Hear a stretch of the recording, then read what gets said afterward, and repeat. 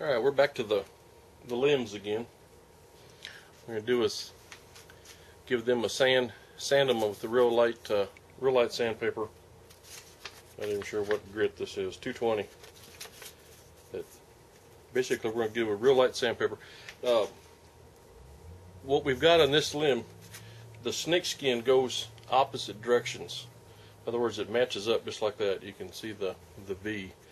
But you want to sand it towards the tail.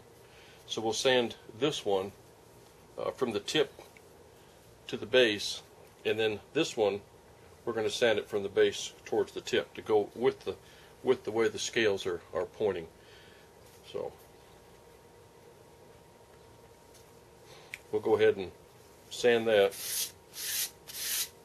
and don't get in a hurry with it, because you don't want to tear your snake skin, even though it's stuck on there pretty good with that barred cement.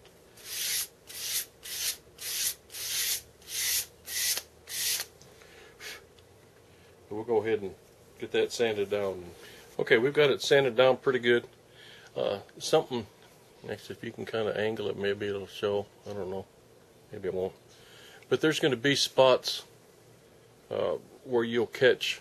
You can kind of see where the skin, where the scale was. It'll lift up just a little bit. Don't worry about those spots, because we'll give it a coat of urethane, and then we'll go ahead and give it a light brush with the steel wool, and then give it another coat. By the time you give it 3 to 4 coats, every time you give it a little rub with the steel wool, you'll knock those high spots off, and they'll start to blend in. So don't worry about that. What we're going to do now is we're going to blow these off pretty good with the air gun, and then we'll spray it with give it a coat of urethane.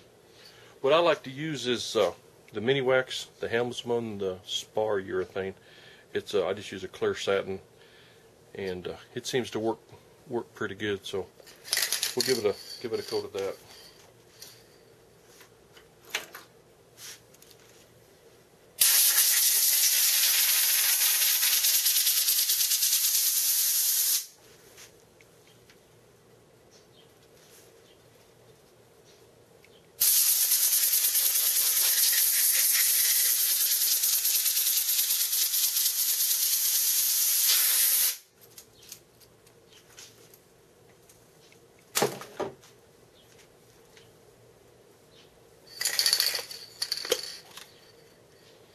I like to make a little jig, just a little hook, whatever.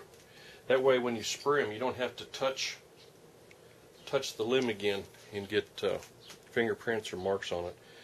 And of course, this piece has a nice big hole where the bolt was, so we put that in there and hold it by that. So we'll give it a coat, and we'll hang them up and let them dry.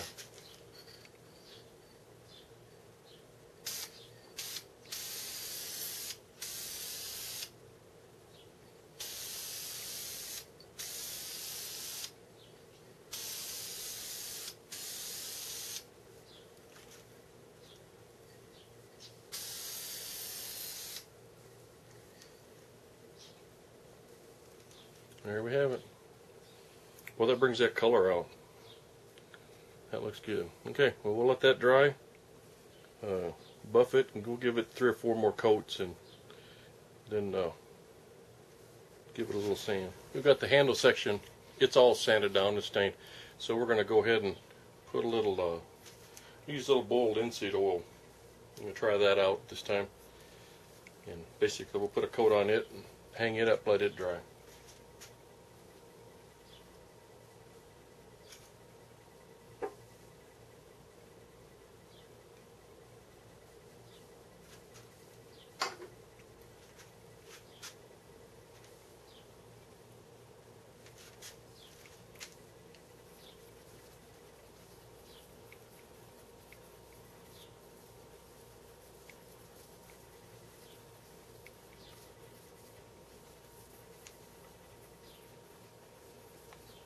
Well, that brings that color out nice. If I do the same thing with this, we'll put a coat on, let it soak in and dry, and then we'll run steel wool over it. Looks pretty good. We'll let that dry and we'll put 2 or 3 more coats on. I probably won't show that, but after I get it done, well, I'll show the finished product, finished bow. Okay, we've got the limbs finished. I guess we've got about 14, 15 coats of spar urethane on the snakeskin limb, and looks pretty good. Nice and flat, nice and shiny now. Now we're to the point we're ready to put the little spacers back on the end of the bow, so we'll go ahead and press those in and get right back. Alright, got the spacer put back in there, the little grommet. Now we're ready to put the bow back together again. I've got about, I guess about the same amount of linseed oil on the handle and the leather part. It turned out nice. So we'll put it all back together.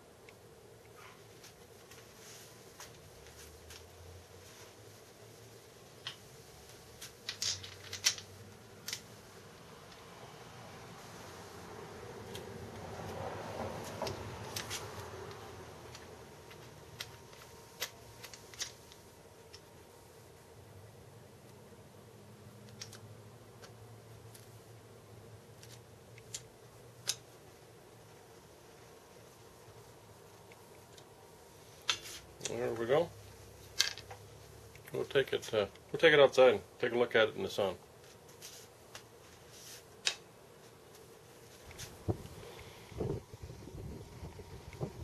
Well, here's the finished bow outside in the sun. See that timber rattler's skin turned out really, really nice.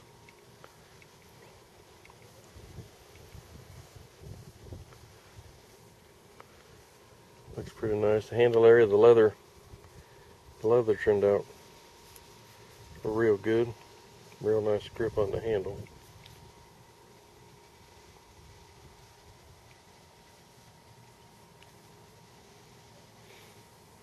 Looks pretty good.